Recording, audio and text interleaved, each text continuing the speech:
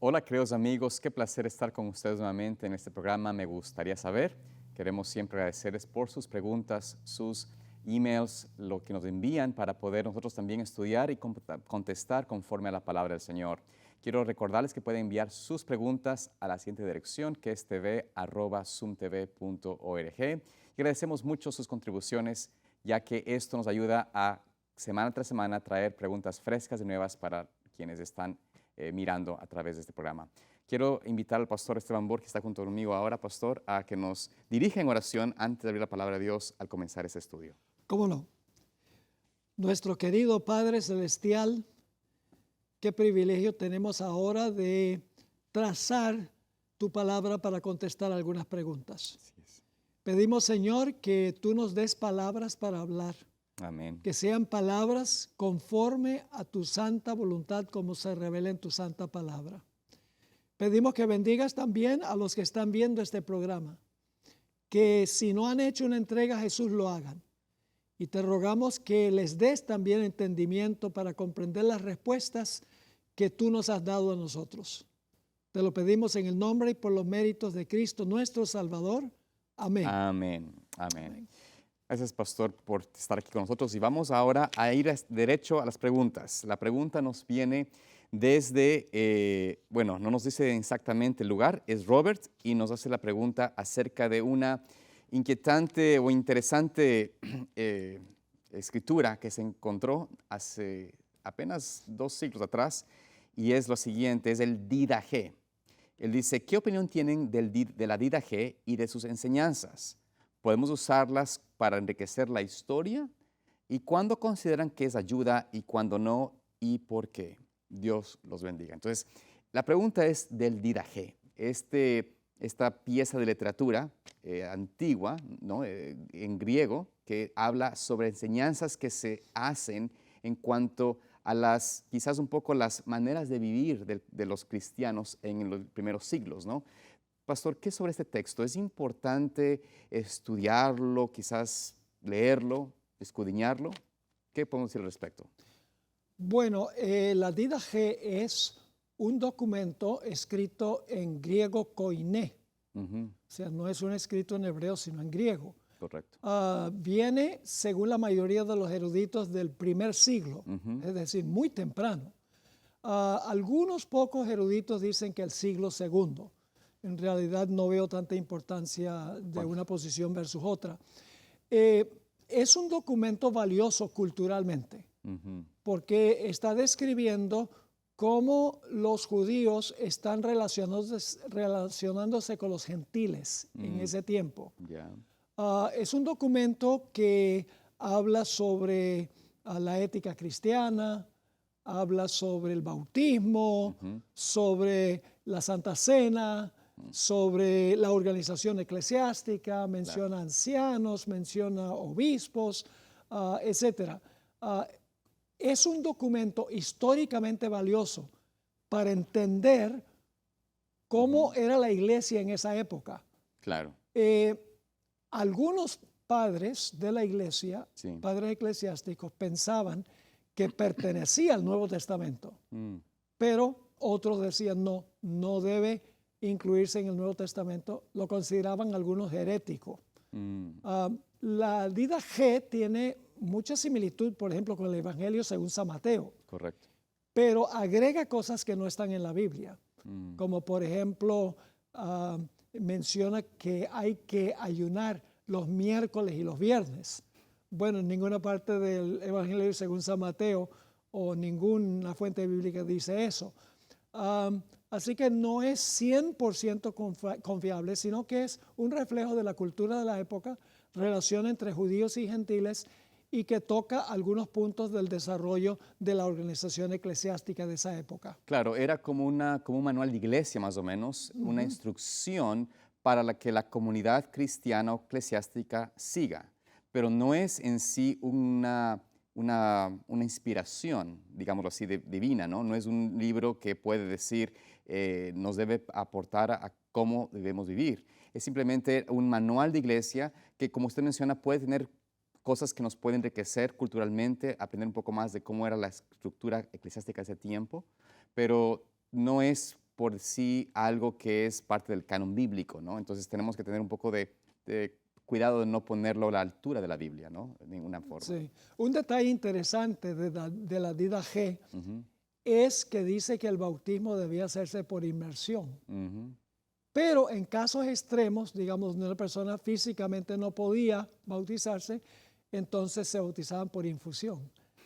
Pero dice que había que bautizar por inmersión. Eso es muy interesante, Claro. porque más adelante la iglesia romana cambió el método al método de aspersión Ujú. que nos sostiene la Biblia. Por supuesto. Y también inclusive la Didache habla en cuanto a guardar la ley, el Torah, o sea, a guardar la ley de Dios. Es decir, los 10 mandamientos, incluido el sábado. O sea, no hacen referencia nunca en un cambio, nada por el estilo. Entonces, hay, por supuesto, de parte del protestantismo, digamos, secular o común, o del catolicismo, hay cosas que no están muy de acuerdo con ese manual de instrucción.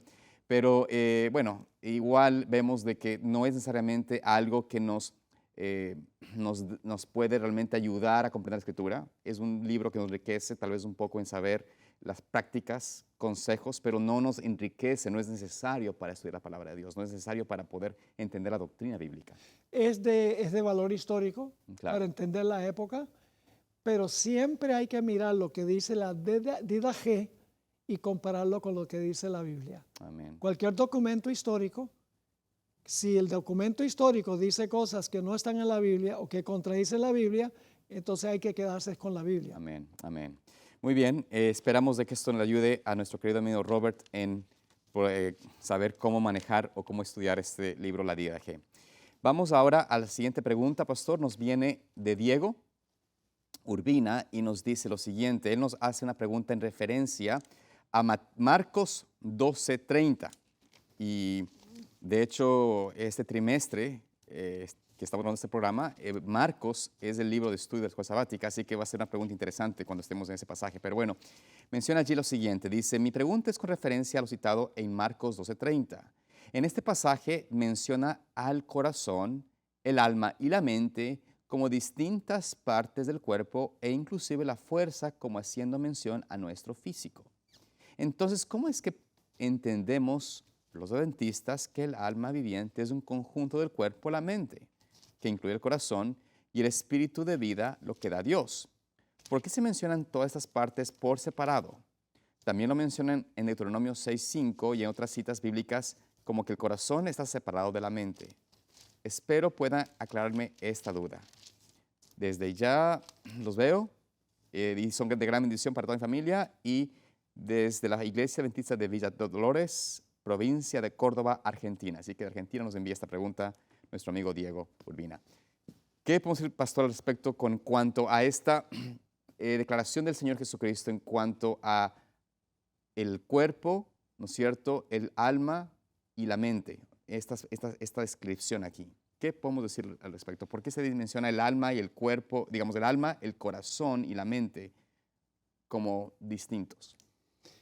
Muy bien, es una excelente pregunta. En realidad, el énfasis de Génesis, porque trae a colación la creación del hombre, Ujú, Génesis está hablando de la composición del hombre como ser humano. ujú, Está hablando de su origen, en otras palabras. claro, Y ese texto lo usamos cuando hablamos del estado de los muertos, por ejemplo, en evangelismo. por supuesto, Decimos que Dios formó al hombre del polvo de la tierra, claro. esa es su facultad física, alentó en su nariz el aliento de vida, esa es la fuerza energética, Ujú, y el hombre llegó a ser un alma viviente, que mejor se traduce un ser viviente correcto, o una persona, en otras palabras. correcto.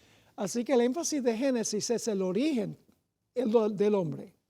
Mientras que el otro texto en Deuteronomio 6:5 está hablando ya de la persona, ha sido creada, Claro, y el énfasis es que debe ser una entrega sin reservas, total, física, mental, espiritual, moral. En toda dimensión de la vida la persona debe entregarse al Señor. ujú, Debe usar todas sus fuerzas para ser fiel al Señor. Hay otro texto muy interesante que el apóstol Pablo escribió que dice, el Dios de paz os santifica en todo, Por completo.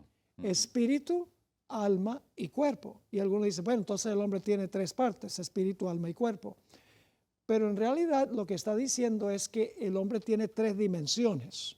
Mm, El espíritu es la mente. El cuerpo, lógicamente, es la facultad física del hombre. Y el alma representa su dimensión espiritual. correcto. Espíritu, alma y cuerpo significa el Dios de paz santifique física, mental y espiritualmente. Es decir, santifique en todo, con todo lo que tienes, físico, mental, espiritual, cualquier dimensión que tengas, Claro. debes hacer una entrega total al Señor. No debemos tratar de subdividir al hombre con estas palabras, sino que el énfasis es totalidad. Y interesante también, pastor, de que esta mención, como usted menciona allí, esta declaración de Jesucristo usando Deuteronomio, que es donde viene el pasaje, habla de esta entrega sin reservas. Por eso menciona tanto el alma, el corazón y la mente. Es decir, no podemos venir al Señor guardando una parte. El Señor no nos pide una entrega a medias, sino una Amén. entrega absoluta. Amén. Y eso es lo que hace énfasis el Señor Jesucristo con esto. No es que está haciendo una clase de fisiología para dividir las partes del cuerpo. Está indicando más bien una composición entera de nuestra mente, de nuestros afectos, de nuestro carácter, de nuestras facultades. Toda la entrega completa, no una entrega parcial, ¿no? O como usted mencionó, digamos así, una sola forma, sino en todo sentido. Y en el texto no dice que esas partes son separables. Claro. Es decir, lo que dice, bueno, el hombre es un cuerpo y entonces tiene un alma por dentro. Están dividiendo al hombre en dos pedazos, pero en realidad, ¿la mente puede funcionar sin un cerebro? No. No. Una persona puede tener comunión con Dios sin tener un cuerpo y sin tener una mente. No. No, ninguna de estas facultades puede existir sin la otra. Correcto. Es decir, para que el hombre pueda pensar necesita un cuerpo. Sí. Y para el hombre comunicarse con Dios necesita tener un cuerpo con una mente, con un cerebro. Entonces, no es que hay tres partes separables, sino que las tres partes compaginan, tres dimensiones, me gusta decir, físico, mental y espiritual. Por eso la educación adventista se enfoca en mano, mente y corazón. Claro. El triángulo, mano, Claro. mente y corazón. Pero ninguno, en este texto no dice en ninguna parte que todas esas facultades son separables. Por supuesto. Y tal vez para contestar o dejar más claro este concepto, hay un versículo que Cristo menciona que nos ayuda a entender que el corazón, cuando uno menciona el corazón, habla de los afectos, de los afectos que tenemos, Exacto. que son parte. O sea, usted no puede tener afectos si no tiene su mente. O sea, es imposible las dividir a estas cosas, ¿no? Pero, por ejemplo, Mateo mismo, capítulo 6, el versículo 21, hablando Jesucristo de dónde tenemos que tener nuestros tesoros, Él dice, ¿no es cierto?, allí, donde está vuestro tesoro, allí estará vuestro corazón.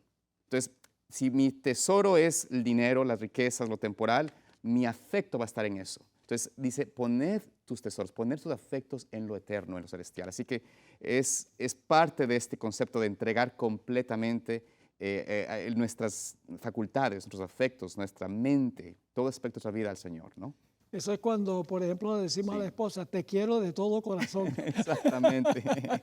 Tiene que ver con los afectos. Por supuesto. Con las emociones, por supuesto. ¿verdad que sí? Amén, amén por eso. Ok. Muy bien, continuamos. Siguiente pregunta, pastor. Nos viene de Franklin Valencia.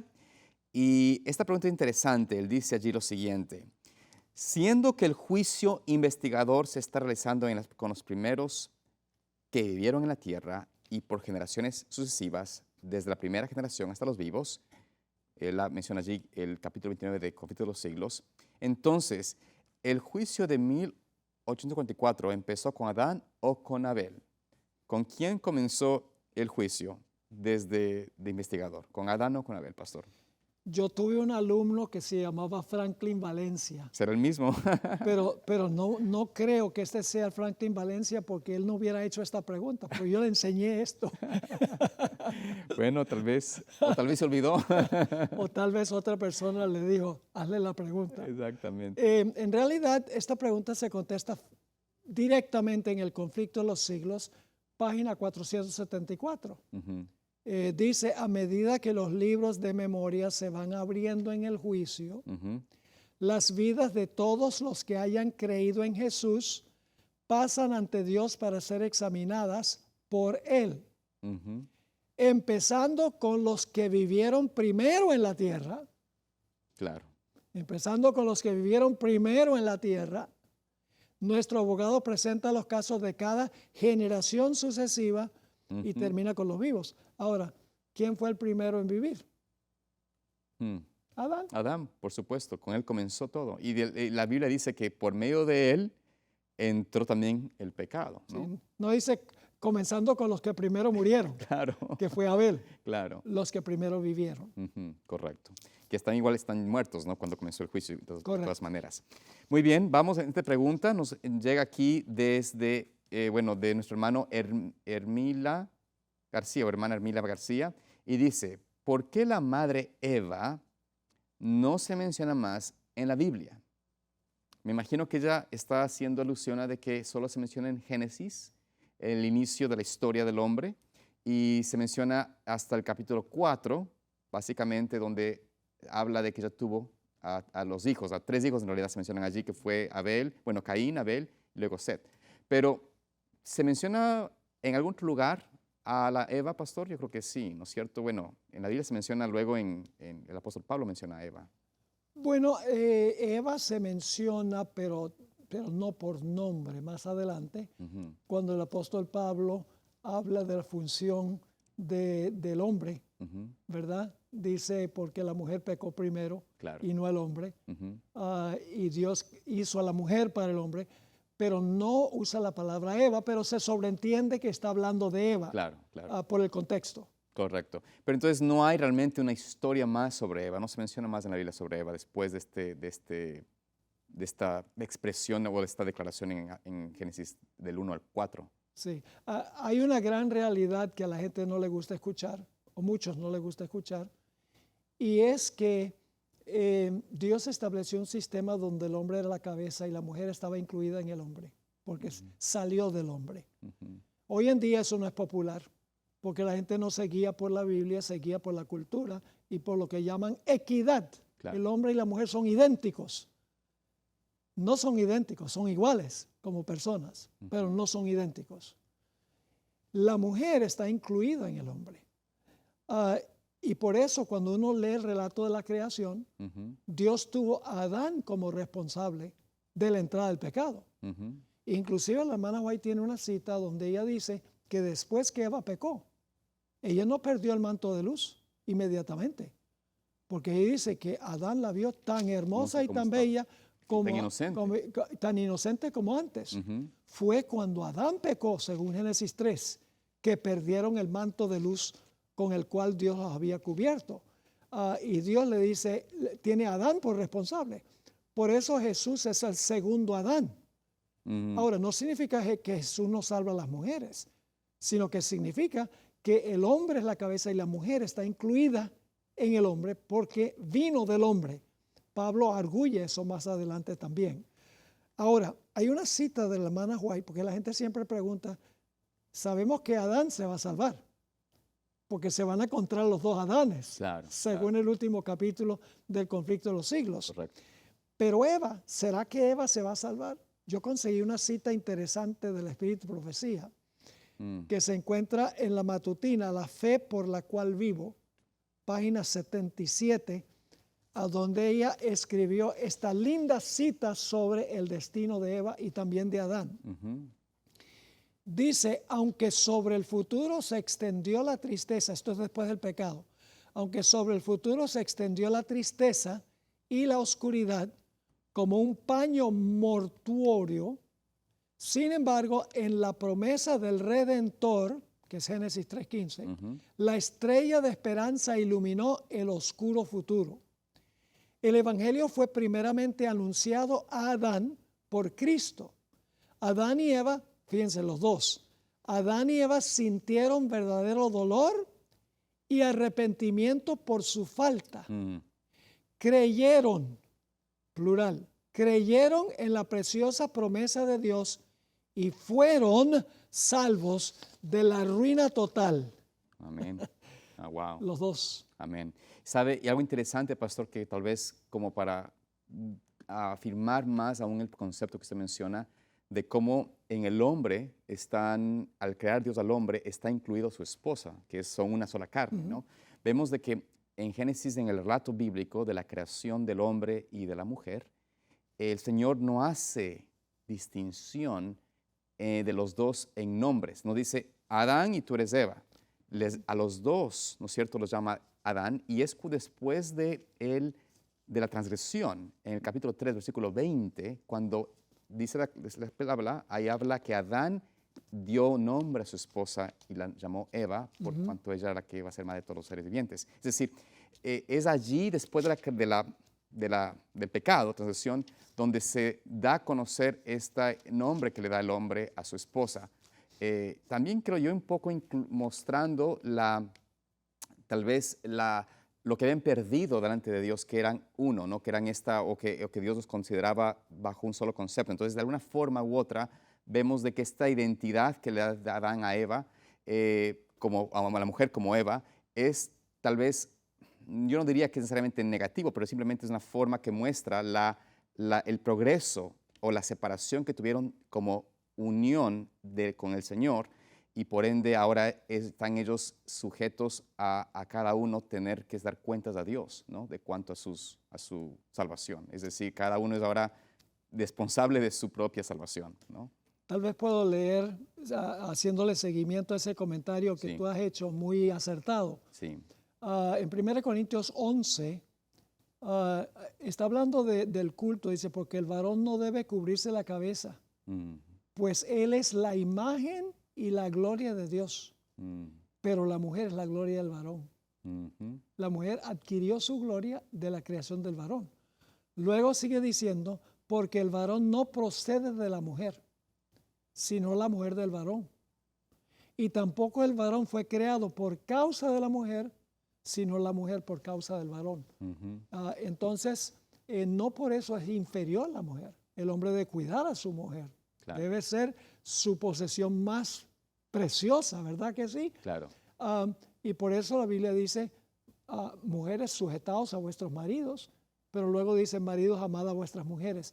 Lo que pasa es que la sociedad ha volcado completamente el plan de Dios. Por supuesto. Todo el plan de la creación de Dios. Dios dice sábado, el mundo dice domingo. Dios dice dieta vegetariana, dicen cualquier cosa. Claro. Dios colocó al hombre en un huerto, el hombre dice no, en la ciudad. 4 paredes. Dios dice que hay 2 géneros, Claro. el hombre dice hay montones. Sí. Dios dice que el matrimonio es heterosexual, el hombre dice no, te puedes casar hombre con hombre y mujer con mujer.